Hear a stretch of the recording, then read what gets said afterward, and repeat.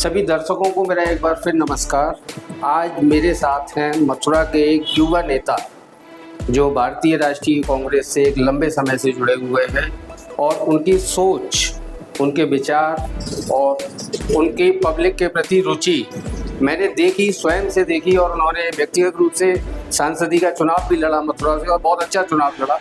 आइए जानते हैं मुकेश धनगर साहब से उनके कुछ विचार मथुरा के बारे में, देश के बारे में और अपने राज्य के बारे में। धनगर साहब IYS टीवी में आपका स्वागत है। मैं आपसे ये पूछना चाह रहा हूँ, एक ऐसी पार्टी जो कहीं ना कहीं बहुत विचारक पार्टी रही है और भारत के स्वतंत्रता आंदोलन से बहुत ज़्यादा जुड़ी हुई पार्टी, उस पार्टी से आप युवा नेता के तौर पर जुड़े हुए हैं, इस विषय पर आप क्या कहेंगे? देखिए, पार्टियां सभी जो भी राजनीतिक दल, ज़्यादातर मैं समझता हूँ सारे राजनीतिक दल आजकल युवाओं के ऊपर उनका केंद्रित ध्यान है। हमारी पार्टी के पूर्व प्रधानमंत्री राजीव गांधी जी ने जब प्रधानमंत्री थे उस समय उन्होंने युवाओं के लिए 21 वर्ष की उनकी उम्र हुआ करती थी, तो उन्होंने युवाओं के लिए 18 वर्ष की जो आयु की थी, तो उससे एक पूरे देश में और युवाओं में एक ऊर्जा का संचार हुआ कि हमें 18 वर्ष में एक लोकतंत्र में हमें अपना मत का अधिकार देने का जो उनको अधिकार मिला, वो बड़ा एक मैं समझता हूँ बहुत ही अतुलनीय और युवाओं के लिए बहुत ही अच्छा था। जिस तरीके से पूरे देश में युवा, चाहे कॉलेज हो, चाहे स्कूल हो, चाहे यूनिवर्सिटी हो, चाहे अमुक किसी रोजगार में हो या अन्य अपने निजी व्यवसाय में, ज़्यादातर मैं देखता हूँ युवाओं को, मेरा युवाओं से अपील भी है और ये मेरा उनसे प्रार्थना भी है कि अपने जो अमूल्य समय है उस समय की कीमत को पहचानें। धनगर साहब, आप युवा भी हैं।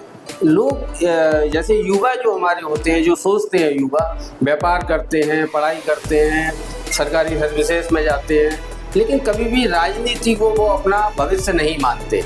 ऐसा क्या कारण है, आपको क्या लगता है? ये राजनीति में देखिए, पांचों उंगली एक सी नहीं होती है और राजनीति में वो इसलिए बहुत कम लोग जाते हैं कि उनका एक मुख्य वो रहता है कि हम इसमें सफल हो पाएंगे या नहीं हो पाएंगे। एक सामान्य परिवार से आप आते हैं धनगर साहब, आपको क्या लगता है कि राजनीति में पैसे का कितनी जरूरत होती है? ऐसा क्या लगता है आपको? बिल्कुल, बहुत अच्छा आपने सवाल किया। मैं भी पढ़ता था जब कक्षा 5 में एक किताब थी, एक बरदराज करके एक किताब थी, बरदराज करके हुआ करती थी। वो बिल्कुल उनके घर वालों ने, रिश्तेदारों ने उनको मन बुद्धि करके उसको बालक के रूप में घर से उनकी कहानी का मैं एक आपको थोड़ा सा प्रकाश डाल रहा हूँ। निकाल दिया घर से और तमाम जंगल बियावान जंगल में चलते रहे। अचानक उनको बहुत लंबे, कम से कम किलोमीटर दूर जाके उनको प्यास लगी और प्यास लगने के बाद उनको प्यास लगी तो उनको पानी पीना था। पानी आसपास किलोमीटर नहीं था, तो उनको एक नज़र बहुत लंबी जाके कुआं होती थी, तो कुआं पे एक रस्सी खींच के जो हुआ करता था उसको खींचकर पानी पिया करते। उनकी नज़र पड़ी, वहाँ जाकर बैठे और बैठ के उन्होंने उस कुएं पर नज़र डाली और काफ़ी प्यास लगी तो उन्होंने खूब आराम से पानी, 1-2 बाल्टी पानी, जितना प्यास थी पानी पिया। पानी पीने के बाद अचानक तो ईश्वर की माया समझ लीजिए या खुद उनके अंदर इतनी सोचने की शक्ति प्रदान हुई कि उन्होंने कहा, ये जो पत्थर है, ये इस पत्थर पर किस चीज के निशान है जी। उन्होंने कहानी लिखी और उनकी आज बहुत बड़ी बड़ी किताबें हैं। इस पत्थर पर किस चीज के निशान है, इस निशान कैसे पड़े? तो उसमें कहते हुए कि करत करत अभ्यास से, उन्होंने दुआ भी और उसका करत करत अभ्यास से जड़ मत होए सुजान जी, और रसरी आवत जात से सिर पर परत निशान। आपने बहुत अच्छा सवाल किया, बिल्कुल सही सवाल किया। मैं कहीं ना कहीं एक सामान्य जो परिवार से, जिनके अंदर कार्य करने की क्षमता है, मेहनत करने की क्षमता है और वो चाहती हैं कि इस राजनीति का परिदृश्य बदले। अभी मैं पिछले 4-5 दिन से किताब भी लिखा हूँ, या चाहे मथुरा जनपद हो या कहीं अन्य जनपद हो, कोई भी चुनाव होता है, चाहे जिला पंचायत का हो, ब्लॉक प्रमुख का हो, बिना पैसे के कोई भी चुनाव आज की दौर में नहीं हो रहा है और वही लोग राजनीति में अपना वर्चस्व कायम रखे हुए जिनके पास अकूत दौलत है। हम जैसे सामान्य, जैसे आपने अभी सवाल किया, बिल्कुल सही कहा। मैं एक सामान्य परिवार से आता हूँ, और कहीं ना कहीं इस चीज का मुझे भी सामना करना पड़ा, लेकिन मैं इस बात को बिल्कुल निष्पक्षता से कह सकता हूँ कि जिस तरीके से मथुरा के ब्रजवासियों ने और जो वास्तव में जो समाज में एक अग्रणी भूमिका निभाती है, चाहे समाज के काम में हो या विकास में हो या अमुक अन्य निजी किसी भी क्षेत्र में हो, उन्होंने कोई पैसे को इतना महत्व नहीं दिया। वो कहा वही ब्रज का छोरा एक आम आदमी संघर्ष करता, उन्होंने इतना प्यार और इतना आशीर्वाद दिया जिसकी मैं परिकल्पना भी कर पाऊँ बहुत ही कम है। IYS टीवी एक विषय पर काम कर रहा है, मेरे शब्द मेरा देश। इसमें आप युवाओं को क्या संदेश देना चाहेंगे? मैं आपसे पर्सनल तौर पर कह रहा हूँ, जो युवा राजनीति में आना चाहते हैं लेकिन पैसे के अभाव में कहीं ना कहीं अपना जो वो देश को दे सकते हैं वो कहीं ना कहीं पीछे छूट रहा है, उन लोगों से मेरा शब्द मेरा देश पे आप क्या कहना चाहेंगे? मैंने भी बोला ना कि जो भी हमारे युवा साथी हैं उनको आत्मबल, आत्मविश्वास, दृढ़ संकल्प के साथ रहना होगा। तमाम इस यात्रा में बहुत चीजें आती हैं, तमाम लोग प्रलोभन देते हैं, हम तमाम चीजें सामने आती हैं, लेकिन उनको एक उद्देश्य के साथ, एक संकल्प के साथ, एक दृढ़ संकल्प के साथ उनको लगना हुआ। निश्चित रूप से जैसे मैंने अभी कहा कि ऐसी हिंदुस्तान पूरे देश में पूरे संसार में कोई चीज नहीं है, यदि कोई भी व्यक्ति कोई भी युवा अपने दिल में ये बात ठान ले, जब कोई भी चुनौती कोई उद्देश्य अपने दिल में या मन में व्यक्ति ले लेता, उसके सामने बहुत चुनौतियां आती हैं। और जब आदमी आगे जाएगा तो प्रकृति का भी नियम है कि उसके सामने उतनी 4 गुना 10 गुना चुनौतियों का उसको सामना करना। धनगर साहब, आप युवा भी हैं। आज के जो युवा हैं, मैं ये समझता हूँ, मेरा उनसे अपील है कि वो किसी भी यात्रा से डरे नहीं, अपने अंदर ऊर्जा का, आत्मविश्वास का भरपूर इतने ऊर्जा से लवलेज है कि कोई भी चीज हो हम क्यों नहीं कर सकते। मुझे ये बात मैं युवाओं के लिए विशेष कहूँगा कि कोई भी काम करें वो एक दृढ़ संकल्प लें, पहले समर्पण करें, वो त्याग करें। निश्चित रूप से कोई भी चीज हो, दुनिया की कोई ताकत नहीं है उनको कोई रोक सकती है।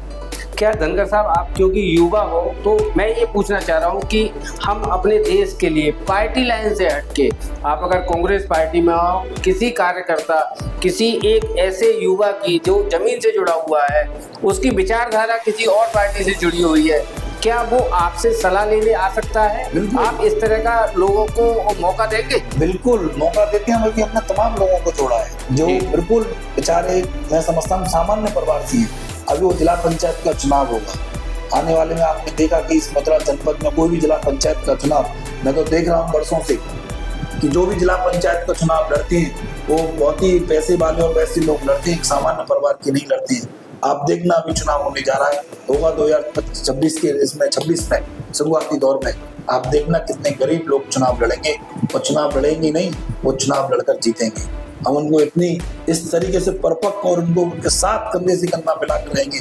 और जो इस मथुरा जनपद में नहीं, तमाम अन्य ऐसी जनपद हैं जिनमें केवल लोकतंत्र में आम लोगों को पहला पुरस्कार कर तमाम कितना पैसा आता, मैं कहना नहीं चाहता कि वो बंडर बात कर दिया था। और किसानों के लिए जो पंचायत का चुनाव हुआ है, आप देख रहे हैं आज कितने किसान DAP और खाद के लिए लाइन में लगे। कहाँ है जनप्रतिनिधियों की नैतिक जिम्मेदारी होनी चाहिए, लेकिन क्या कह सकती है। लेकिन इस बात का बड़ा दुर्भाग्य है, इस बात को मैं अभी आपने एक बात कही कि राजनीतिक दल से नहीं है, बड़े दुर्भाग्य की बात है। मैं अभी आ रहा हूँ, इसीलिए मैं लेट हो गया था। तमाम जगह मैं भी किसानों के बीच में आ रहा हूँ, तमाम सरकारी समितियों पे गया। यदि उनको 10 दिन के अंदर उनके खाद की पूरी पर्याप्त समाधान नहीं किया गया तो किसानों के साथ कंधे से कंधा मिलाकर उनकी आवाज को, और आम जो आपने युवाओं की बात की उसमें युवा सबसे ज्यादा भागीदार होंगे। और अभी आपने युवा की बात कही, अभी अग्निवीर और अग्निपथ को लेकर मथुरा जनपद के 1.5 लाख, मेरे पास डाटा है, मैं चुनाव लड़ा था, 1.5 लाख ऐसे युवा हैं जो कि अग्निवीर और अग्निपथ से पीड़ित हैं।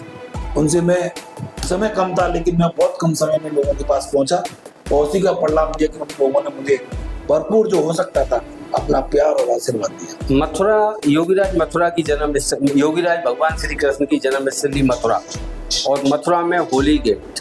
मैं अपने इंटरव्यू में पहली बार इसका नाम ले रहा हूँ, होली गेट। होली गेट को जब जब मुकेश धनगर देखते हैं क्या आता है दिमाग में?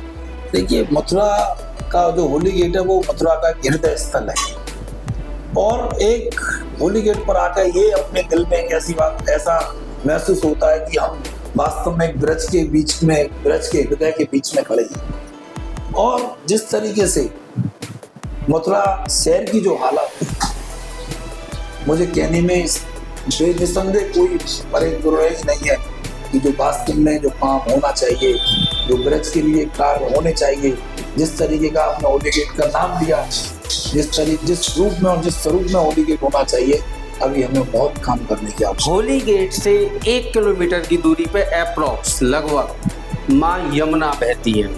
कलकर धारा के लिए कभी जानी जाती थी, लोगों की आस्थाएं जुड़ी हुई हैं, लोगों ने पूरा जीवन समर्पित कर दिया एक लंबे समय से। आपकी उम्र मेरे ख्याल में मुकेश धनखड़ साहब 40 साल से आप भी देख रहे होंगे।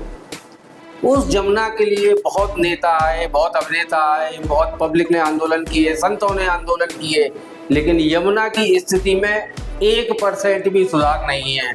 अगर मथुरा की जनता आपसे बोले कि धनखड़ साहब आप आगे आओ, लेकिन जमुना के लिए क्या करोगे, आप क्या बोलना चाहोगे? आपने बहुत अच्छा सवाल किया है। जब मैं आपके आशीर्वाद से, मुझे नामांकन करने से पहले जितने भी राजनीतिक दल के लोग हैं, कोई भी राजनीतिक दल का व्यक्ति हो, पहले यमुना जी पर जाती हैं, यमुना जी की पूजा पाठ करती हैं, दूध अभिषेक करते हैं और तमाम अपनी मन्नत करती हैं। लेकिन जिस तरीके से माँ यमुना रो रही है, कितना दर्द होता है धनखड़ साहब जमुना को देख। जब मैं भी गया था वहाँ पूजा करने के लिए, किसी भी प्रत्याशी ने आज तक दूधाभिषेक पूजा अर्चना की होगी, लेकिन माँ यमुना का आचमन किसी प्रत्याशी ने आज तक नहीं किया हुआ। आपके भाई ने, आपके इस छोटे भाई ने, आपके जब दृढ़ संकल्प लिया और कहा, उस यमुना में खड़े होकर एक लीटर जल पिया और वहां से यात्रा मैंने अपनी प्रारंभ की और दृढ़ संकल्प लिया, कसम भी खाई, यदि माँ यमुना ने मुझे आशीर्वाद दिया तो मैं संसद बाद में जाऊंगा। पहले मैं जहाँ जिस घाट पर मैं बैठा हूँ, जिस घाट पर मैंने पूजा की है, तब तक इसके लिए कोई योजना व्रत, जिस तरीके से माँ यमुना कोई रो रही है, कोई आपकी पार्टी का एक ऐसा, हम वहाँ पे संकल्प ले सकते हैं, पार्टी का एक कोई ऐसा प्रोग्राम हो सकता है जमुना किनारे जिसमें पार्टी जन आके और बोले पब्लिक से कि हम जमुना को निर्मल बहाएंगे, निर्मल बहाएंगे, निर्मल बहाएंगे। देखिए, आपने बहुत अच्छा सवाल किया। इस सब कार्यों के लिए हर व्यक्ति की इच्छा शक्ति बहुत जरूरी है।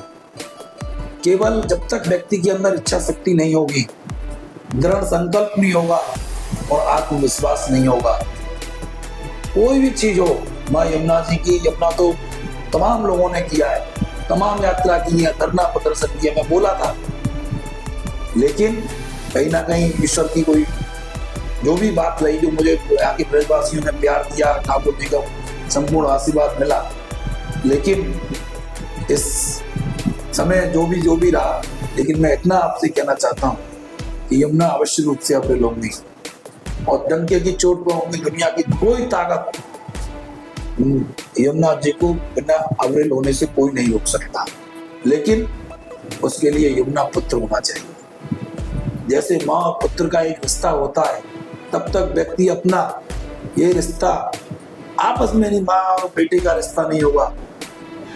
आपने एक बात और कही इसके साथ में कि हम राजनीतिक वो नहीं, हम समाज के, मैं इसी मंच पर आना चाहता हूँ। जब तक हर व्यक्ति के अंदर अपनी माँ के रूप में, जैसे माँ की सेवा करती है, ये उनके अंदर भाव नहीं होगा तो माफ करना, जिस तरीके से यमुना जी है ना, आने वाले समय में इससे भी स्थिति खराब। धनखड़ साहब, आप युवा हैं, इसीलिए मैंने ये बात की है, और आप जैसे युवा जो समाज के लिए सोच रहे हैं, इसके साथ साथ तमाम, मैंने इंटरव्यू में कहा, जो भी नेता है, उन नेताओं की आंखों में पानी खत्म हो गया है। बहुत अच्छा, बहुत अच्छा, बहुत अच्छा। उनको याद तब आती है तब माँ जब अपना नामांकन करने के लिए जाती है। तो मेरी माँ यमुना जी से ये प्रार्थना कर रहा हूँ कि ऐसे बहरूपी और ऐसे धोखेबाजों को भी आप सबक सिखाने का काम करें। बहुत अच्छा। धनखड़ साहब, हम बहुत लंबे समय से एक थीम पर काम कर रहे हैं, सेव वाटर, सेव ह्यूमैनिटी,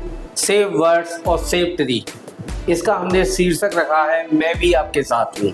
तो मेरे डायरेक्टर आज मेरे साथ हैं, ऋषि गौड़, वो आपको एक प्रशस्ति पत्र देना चाहेंगे। यानी हम इसके इस आपकी मुहिम में जी पूरे मनोयोग से, आत्मविश्वास से जी और तन से, मन से, और जिस लायक हमारे पास धन भी है, पूरे समर्पण भाव के इस मुहिम में हम आपके साथ एक बार आपके मुंह से बुलवाना चाहूँगा, save water, save tree, save words, save humanity. मैं भी आपके साथ हूँ। हमें धन नहीं चाहिए, हम केवल आप जैसे युवाओं के लिए काम कर रहे हैं। युवा आएंगे, आगे आएंगे, देश संभलेगा, हमारी जमुना मां निवरल बहेगी। इन्हीं शुभकामनाओं के साथ आपने समय दिया हमको धनखड़ साहब। आगे भविष्य की बहुत सारी हमारी तरफ से शुभकामनाएं। बहुत बहुत आपका आभार, धन्यवाद।